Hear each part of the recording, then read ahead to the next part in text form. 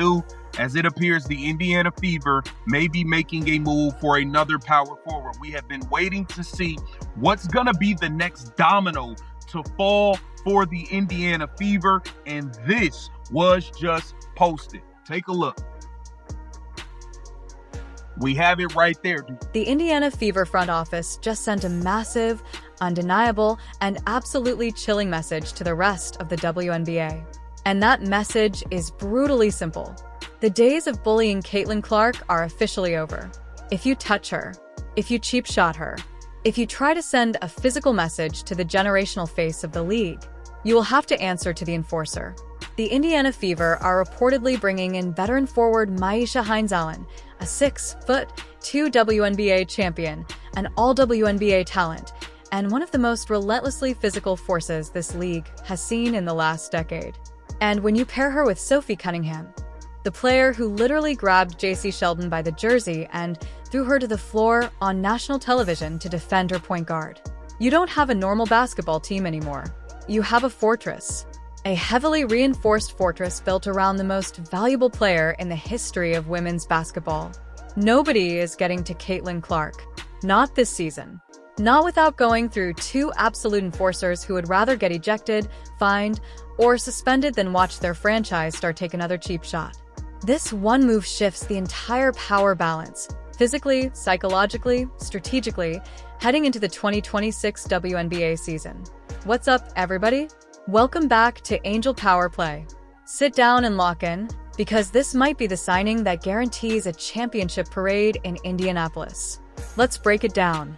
This isn't about big names, okay? This is about getting quality pieces that could fit into a role and help. She had a down year last year, but one thing Myesha Hines-Allen does, she brings toughness. It ain't gonna be no punking her. It ain't gonna be no bullying her. We need more. We need a goon squad, okay? We already know a hit was sent out on Caitlin Clark. She was the most targeted player in the WNBA for the last 2 years. It's very, very obvious. Myesha Hines-Allen is... Let me tell you exactly who Myesha Hines-Allen is for anyone who hasn't been paying attention. Her resume is no joke. She was drafted by the Washington Mystics in the second round of the 2018 WNBA draft. By her second season, she helped lead the Mystics to the 2019 WNBA championship, the first title in franchise history. And she wasn't just sitting on the bench collecting a ring. She contributed. She brought toughness, physicality, the gritty, unglamorous work that wins playoff games. Then, in 2020, she exploded onto the national stage. She earned All-WNBA second-team honors after putting up elite production. She became one of the most feared forwards in the league, scoring through contact, hitting threes at a career 35% clip, rebounding at a high level, facilitating from the high post, and defending multiple positions. For 3 straight years, she was a foundational piece in Washington. At the 2024 trade deadline, she was moved to the Minnesota Lynx, a franchise built by Cheryl Reeve on defense, discipline, and grit. Hines-Allen fit that culture seamlessly. Most recently, she signed with the Dallas Wings for the 2025 season. There, she proved she still has plenty left in the tank, averaging 7.6 points, 6 rebounds, and a career-high 2.9 assists in 22 minutes across 40 games, starting 20 of them. Versatile, physical, reliable. Now she's a free agent, and Indiana made its move. While still being able, to build a team in the future for Caitlin Clark and Aliyah Boston as they come up on their max deals, okay? Myesha Hines-Allen, I think she's a good quality player. I'm not mad at this signing in the least bit, okay? I think Myesha Hines-Allen can definitely provide some strength, some toughness. At the end of the day, she's a dog, and we need dogs, okay? It's too many people that believe they can just... But here's what most mainstream outlets aren't talking about. This isn't just about talent. It's strategy. The Fever lost co-defensive player of the year Natasha Howard to Dallas on a 3-year max deal. That hurt their interior defense. Monique Billings helped offset that loss, but Indiana still needed another front-court presence. They needed toughness, length, physical authority. Hines-Allen checks every box. 6'2" with a long wingspan. Career 35% from 3. 6 rebounds per game last season. Career high assist numbers. But beyond the analytics, she brings edge.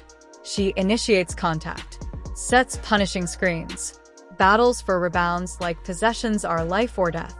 And when games get chippy, she steps forward. Not today. That's what Indiana has been building all offseason. Not just a talented roster, a tough roster. Commitments and overpaying role players, okay? The only long-term commitments they have is Caitlin Clark, Aliyah Boston, Lexi Hall now with a multi-year long-term deal. We want to keep her around, okay? Monique Billings. Outside of that, they're not committing long-term to people.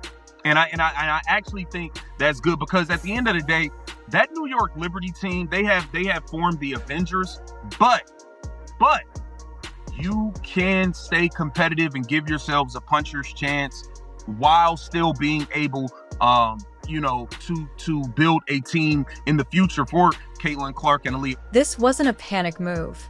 The Fever have had their eyes on Hines-Allen for months.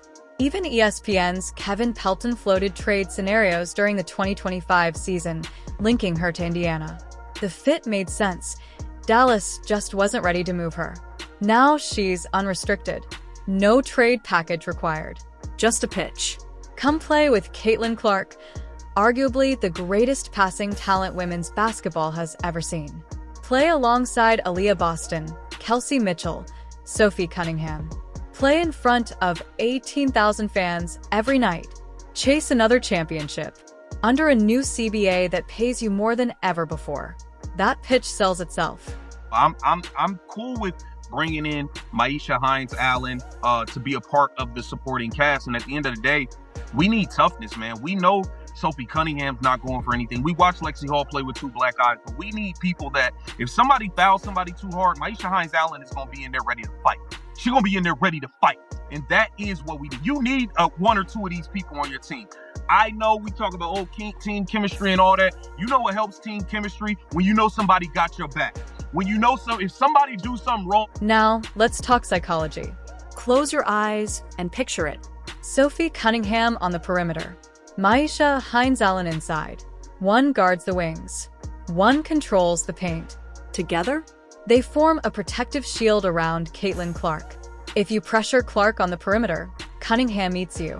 If you attack the rim, Hines-Allen is waiting. If you cheap shot her, they respond. For 2 years, Clark has taken hits, hard fouls, bumps, eye pokes, transition contact. Indiana watched and built its answer. First Cunningham, now Hines-Allen. The message is clear. The era of targeting Caitlin Clark without consequences is over.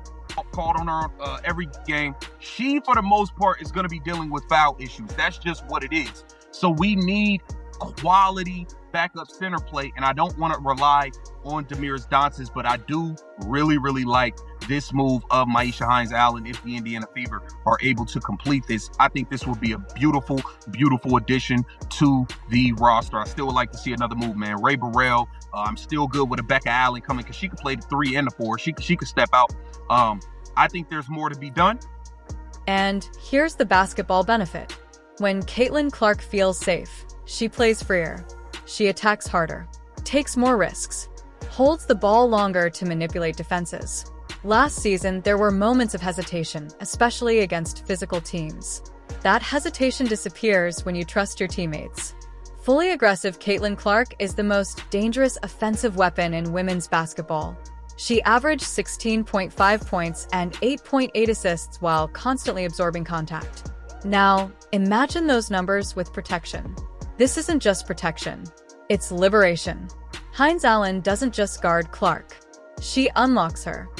Final roster picture: Clark, Mitchell, Cunningham, Boston, Hull, Billings, Hines-Allen, Ty Harris, DeWanna Bonner, Michaela Timpson. depth, All-stars, championship experience, toughness. The frontcourt went from weakness to strength in a single offseason. And the message is simple.